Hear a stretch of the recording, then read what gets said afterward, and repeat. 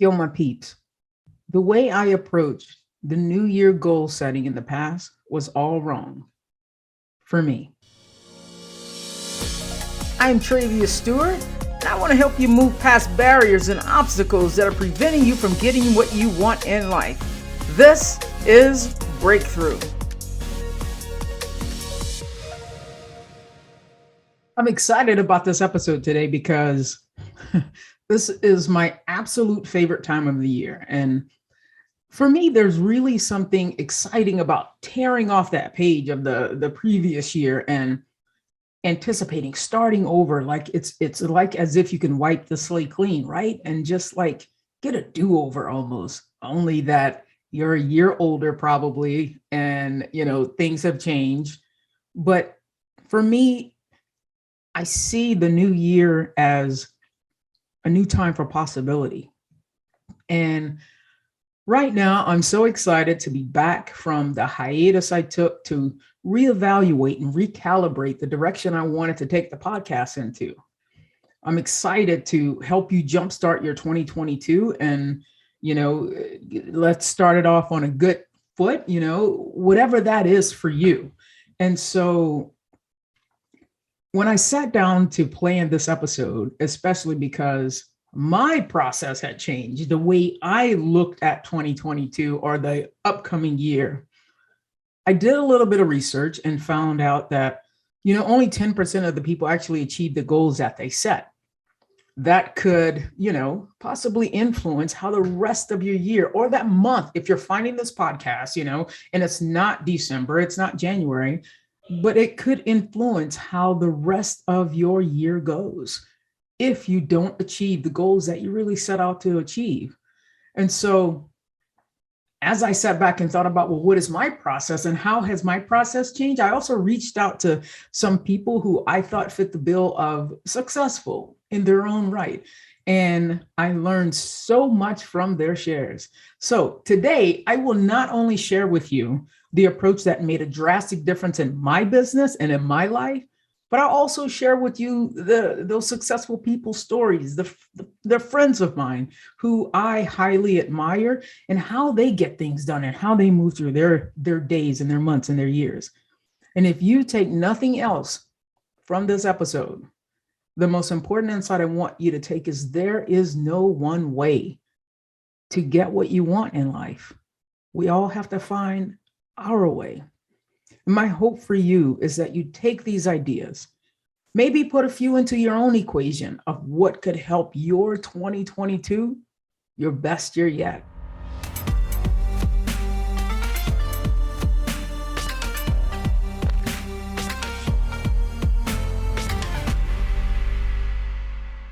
Last year at this time of the year, I was thinking about everything that I wanted to eat and everything that I was going to do before I really buckled down and probably set another fitness goal for January 1st, right? Because there's something about no matter if I am happy with my body, if I am working on something, I always felt like I needed to tweak it. It needed to get better, right?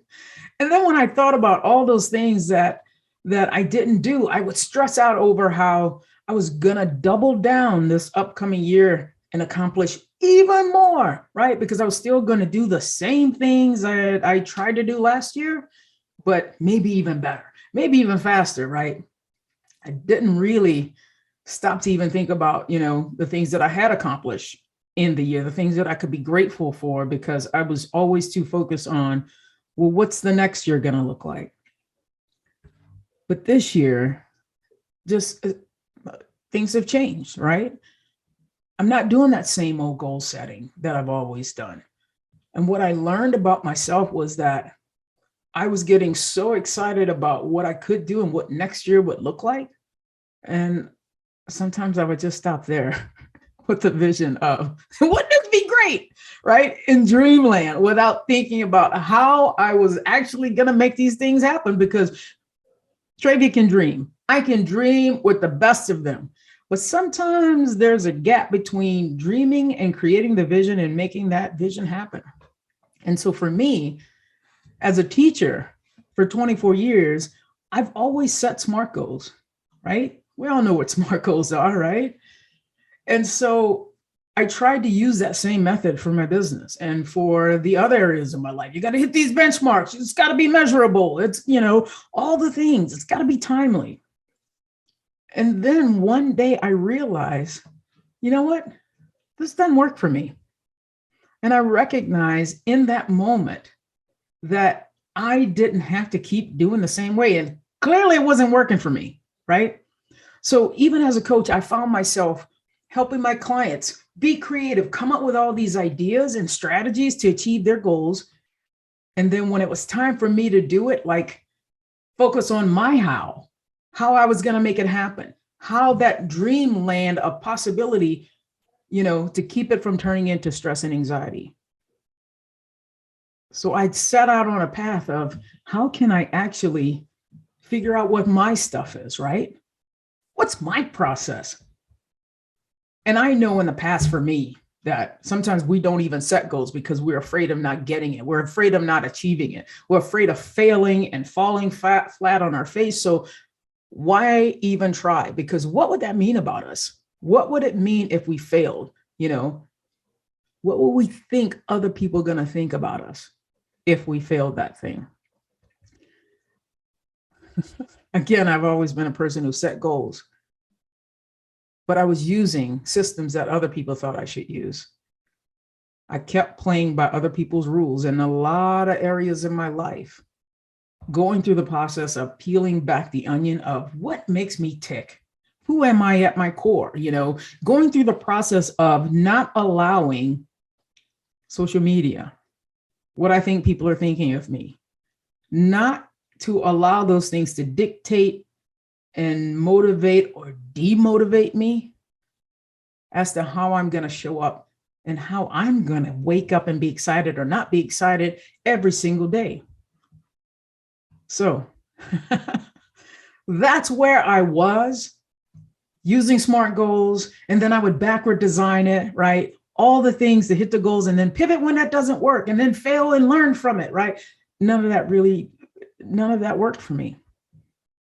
I don't work best coming up with all the answers in January. I learned that I'm designed to listen to my gut, my intuition, without needing to know the how, releasing the attachment, right? I don't need to have all the answers. Why? Because trying to figure out all the answers in the moment gives me anxiety. And then I become obsessed. I go and buy a planner. And then if I write on 5 pages of that planner, and then the ideas have changed, and then I go, oh crap, instead of just ripping those pages out because I have to start over, then I go buy another planner, right? And then I have to have the perfect plan. And I realize that's crazy. This is the actions of a crazy person, right? And so figuring out what my process is, what is my manual, right? Figuring out how I get things accomplished. I recognize that instead of chasing the how and chasing the what at the end of the rainbow or the road, I really wanted to focus on what I was feeling in the moment. I wanted to focus on how can I feel the emotions that I want to feel on purpose more often in the day, every single day, which gets me so excited to go through my days. So excited, right? I'm excited for the day. And so once I recognized that I could do this, and this is the work that I do with my clients, right? How can we create the emotions we want to feel on purpose? 2021, once I started doing that, I started doing that about in February, right? Because I was always thinking about what I didn't have, what I was going to do better. And then I recognized, you know what? I look forward to upcoming events. So that was anticipation. And then I looked forward to accomplishing things, whether that was a talk, whether that was a workout, whatever that was, these things help me feel empowered. It helped me to feel motivated. I felt invigorated. And because I was feeling the feelings I wanted to feel, I wasn't really worried about what other people thought or felt about me. And so those of you who have been listening for a while, you know that I am a fan. I use the term homeostasis, the condition that like when our bodies are in optimal functioning, it's what I focus on and how I start each day. Fueling myself to get up to like an 8 or a 9 because I want to create the emotions that I want to feel. And so why not feel them on purpose? So what I have been doing is I've been using in the morning, my process has been meditation, prayer. I do a visualization and gratitude to get myself up to that higher vibration. And then I recognized that I was just more creative. We're all more creative when we work from a place of gratitude, like that higher frequency where we feel good and we feel like everything feels possible, right? And so once I would get myself up to that 8 or 9, I would do 10 things of gratitude. And then again, I would visualize what's possible for me today. How can I show up today? Who do I need to be today so that I can be the person that I'm proud of? Not in December, but today. And when I do my gratitude list, I focus on the great life that I already have, the excellent health that I already have, the house that I already have, the thriving coaching business that I already have, the things that I get to do on a daily basis. And in those moments, I'm so filled up, right? I'm not, it's like I'm a car who can't just go careening and flying and speeding down the road until I get fueled up at the gas pump. But that's what my morning does. So I get myself up to that place of where I want to feel the way I want to feel. Right. And so that sets the tone for my day. And so for some of you, maybe you can reflect on your successes from the last year, the people that helped to make those things possible, all the things that you're grateful for now, like even the little things that we take for granted, So step 1, in the way that I have figured out what works for me, raising your number, feeling appreciative, starting with gratitude, opening the channels for expansion. So you got to get yourself to feel good, right? That's step 1. Step 2, I think about 3 emotions that I really want to feel, that I love feeling, that when I feel these things, I want to just keep repeating and reliving that moment like forever. It makes me feel so alive. And so again, for me, one of those is anticipation. When I was a teacher, I anticipated Fridays because of the weekend, because thinking about what was to come always immediately lifted my mood. Now, as a business owner, as a coach, I anticipate Mondays for new beginnings and new possibilities. Things have flipped. Now let's take something else, like my other emotion I like to feel is accomplish. If I had these 2 emotions that I love feeling, the thing I do to figure out the actions that feel good to me, that makes me feel accomplished, I figure that out. What is it that I need to do that I anticipate that makes me feel accomplished? Like this podcast, right? The thing I loved about having this podcast were the conversations that I get to have with the guests that I bring on. The conversation that I'm having right now with you, because I visualize me talking to you one by one. The conversations that inspire and motivate us all to achieve the best version, the highest version of ourselves, right? So I get excited about the podcast. And then when it's recorded and edited, I celebrate that work. I celebrate the conversation, the insights that I receive, which makes me, again, repeat this process. But if I was just doing it to do it, just to get people to listen, to hit subscriber numbers, well, that wouldn't work. I wouldn't love it. Those of you who know me know I'm a talker, but I also love connecting. And so when we think about what it is that you really want to feel for yourself, maybe take a moment and tap back into who you are at your core. What were those things that lit you up as a kid? Who were you created to be? until the world told you who you should be. We all already have the answers that we need within us. And finding time to connect back to your intuition and how things feel when you do them, we can all get right back to that kid, like that childlike excitement that so many of us have forgotten what that feels like. And it's like learning to listen to your own knowing, your own intuition, and trusting it, not waiting and looking for others outside of us to validate us. So I ask you, what do you want to feel in 2022? What do you want more of in your life? You want more bullshit? You want more arguing? You want to feel depressed? You want more of that? Then I want you to think about possibility. You want more love, appreciation, accomplishment, gratitude? You want to be lit up? More excitement? What does it look like for you? Start formulating that idea in your mind of what you want more of. And I'm not always talking about something physical. I'm not even talking about just an accomplishment. What do you want more of? Maybe that's connection for you.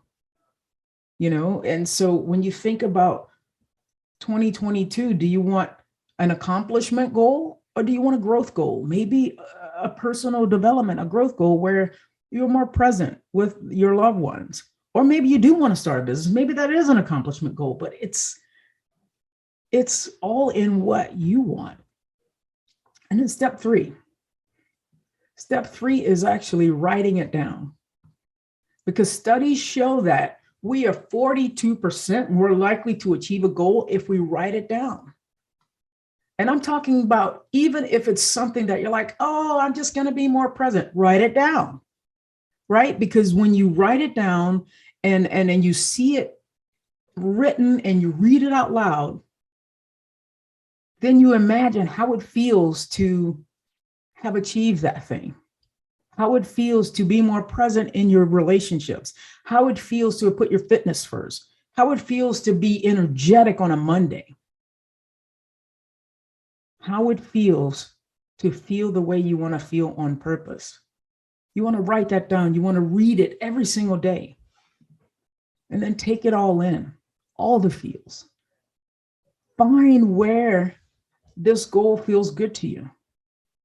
For example, as a business owner, I set financial goals, but I recognized it was stringent for me.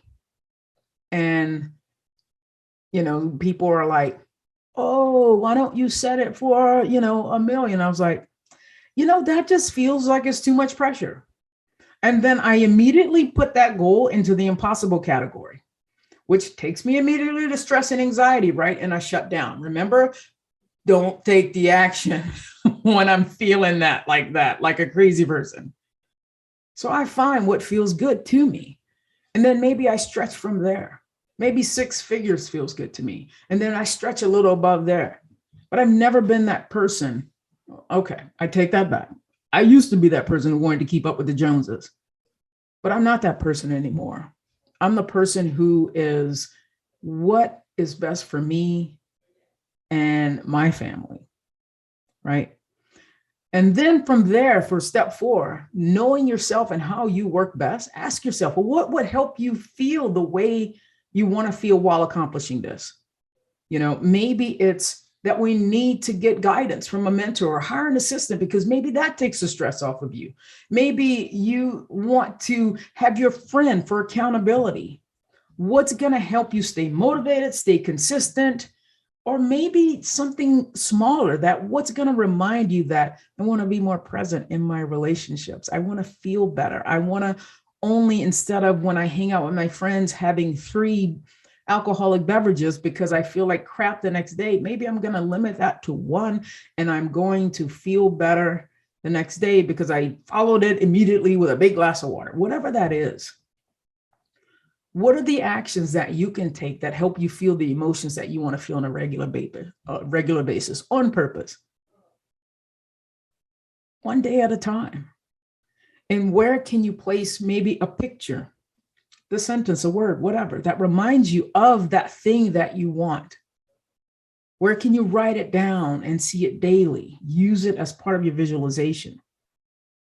and then go all in. Be flexible, make the necessary changes along the way, but go all in, right? And for those of you who may be thinking, what feelings? I don't want to think about feelings. I want to think about how I feel about a goal. I'm just going to go chase that $1 million. That works for you. And that is so fantastic. And for some of you, for me, that stopped working for me. So I said I would share with you some of the insights that I got from some of my friends who I respect and admire in so many ways. So my partner, I asked her, okay, hey, because I admire her. She climbs the leaderboard. She is like, an executive at work. And so, and I've never watched her not get something that she wanted to get. Now, it might be a sharp turn. She didn't get it when she wanted to get it, but she gets it, right? And then I always, we have these conversations about, did you always believe that you could get that thing? And she was like, yeah. And honestly, I have not always been a person who believed that I could do and be and have anything I wanted until I did the work with myself, until coaching. So I had this conversation with Shelly the other day, right? And I said, what is your process for setting and achieving goals? Like when you look at 2022, and then she pulled out this whole thing about, I think it's like omics. I was like, what? And like it's omics, like it's a science word, like, right. It aims at the collective characterization and quantification of pools of biological molecules that translate into structure and function and dynamics of an organism or organisms. And I went, what am I supposed to do with that? Girl, tell me in layman terms. And what she was meaning was, it can take all shapes and forms. She just knows that she wants to climb as high as she can go, but she doesn't know what that looks like next week. She doesn't know what that looks like next year. She doesn't have like can be president of the university in 2030.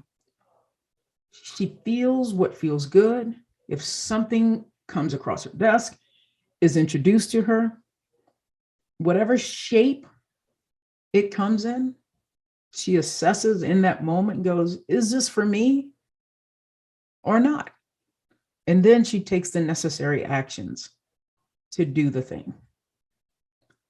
And again, she's somebody that I admired, that she's so successful. And then I had a conversation with one of her researchers, her senior research specialist. And this is Michelle. And Michelle is someone who thinks moment to moment. Michelle's getting married in the spring. Michelle ain't got time to think about nothing but that wedding and that research, that science that she's doing in the moment. And so from our conversation, Michelle is a short-term goal setter. And when she's not putting out fires, she's focusing on, well, what she needs to do better so that she can better fulfill her responsibilities at work, to her fiance, right? How can she be more productive? Maybe that could look like getting more sleep. And in a pandemic, how can she stay connected with her loved ones, right? And so with her wedding coming up, how can she get there in the best possible shape while still doing her research and extinguishing the stress of COVID and avoiding burnout, but staying connected to the people that matter the most? And then Roslyn, who's a PhD student. Roslyn is focused on graduating. And so Roslyn can't set goals the way normal people, except she knows that graduation is coming, but she's a researcher who is dependent on how fast the bacteria grows. And she's got to get all these papers out. So she is someone who uses Gantt charts. She's probably more specific than a lot of the people that I've spoken with on this podcast. She's probably the most specific. But what is so great about her process is if the bacteria hasn't grown to a certain spot, then that's an opening for her to go and write one of the publications that she has to get published. And so it allows her, and she knows one of the things that she needs is that she needs to be ultra flexible and that she has to manage her time wisely. And so when the bacteria is ready, she's ready to go back into the lab. But what's so specific about her is that she does set a goal. She sets a time goal at the end. And then she has like 2 or 3 or 4 different paths on how she gets there. And then I spoke to my friend Nat. Nat is a business owner. And I kind of knew this answer, but I love that she said it. And I posed the question to Nat as well. And I said, how do you set goals in your business? And she said, we don't. Like, Nat is someone that I admire in the way that she lives her life and the way she runs her business. She said, we don't set goals. I don't feel like I have to set goals anymore. I feel like if things continue the way they are, we're happy.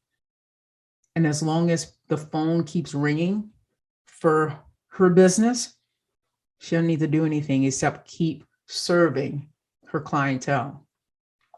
My friend Kathy, who is president of a PR company, and she runs a large group, and she is a believer that the plan needs to be succinct and it needs to be actionable. They set financial goals, but they also set growth goals that focuses on their employees, the people that they serve, with a high standard of quality of work that they want to do and how they want to be known in the community, in the city, in the world. They actually are ones who set SMART goals. And so being a little more proactive with this is what needs to happen so that we can meet these targets. But such a strong focus on celebrating her employees quarterly, celebrating so that they can grow, creating an environment where they can thrive, where they can have a say, where they can support each other to also grow and thrive. That's how Kathy does it.